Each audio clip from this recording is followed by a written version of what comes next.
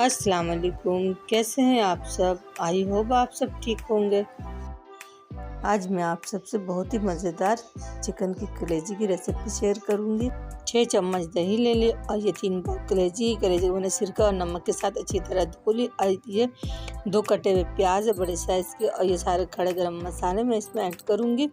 और ये है खुश्क मसाले, 1.5 चम्मच धनिया है, आधी चम्मच नमक, आधी चम्मच हल्दी और आधी चम्मच ज़ीरा है, और आधी चम्मच से कम गरम मसाले और पिसी हुई मिर्च, और बीच में है चाट मसाला।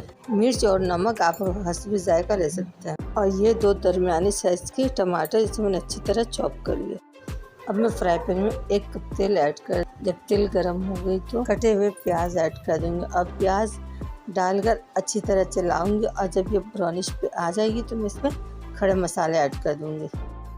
अब मैं खड़े मसाले डालकर अब मैं कलेजी ऐड कर दी, और कलेजी डालकर इसे भी अच्छी तरह चलाऊंगी। जब इसका रंग चेंज हो जाएगा तो अब मैं इसमें अदरक लहसुन का पेस्ट ऐड कर दूंगी।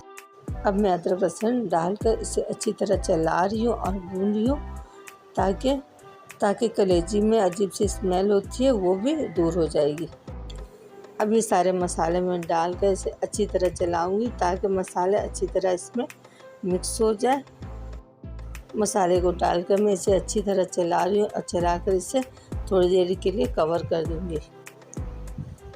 अब मैं इसे 5 से 10 मिनट के बाद में ढकना हटाकर फिर दोबारा से इसे चला दिया, और चलाकर अब मैं इसमें कटे हुए टमाटर ऐड कर दी, और टमाटर डालकर मैं इसे अच्छी तरह चला रही हूँ, ताकि टमाटर भी अच्छी तरह मिक्स हो जाए। और टमाटर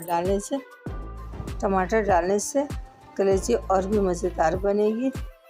अब मैं यहाँ पे कलेजी को अच्छी तरह भून रही हूँ और चला रही हूँ। 5 से 6 चम्मच मैंने दही ले लिया, दही को अच्छी तरह फेंट ली। अब फेंट कर अब मैं कलेजी में ऐड कर देंगे, और कलेजी में डालकर अच्छी तरह इसे भी मिक्स कर दूँगी, ताकि दही भी अच्छी तरह मिक्स हो जाए। और इसे मिक्स करने के बाद मैं कुछ देर के लिए ढक दूँगी। तो मैं इसे 5 से 10 मिनट के लिए ढक दी, और जब मैं ढकना हटाई तो इसमें टमाटर और दही ने अपना पानी छोड़ दिया। अब मैं दोबारा इसे कवर करके रख दी। कुछ देर के बाद मैं ढकना हटाकर देखी तो इसका पानी थोड़ा खुश्क हो गया है। तो मैं कलेजी को अच्छी तरह भून रही हूँ, ताकि इसका तेल ऊपर आ जाए। अब मैं कलेजी को अच्छी तरह भून ली। अब भुनने के बाद मैं इसमें गार्निश कर दूंगी धनिया पत्ते और हरी मिर्च से। आप भी ये रेसिपी ज़रूर ट्राई करें।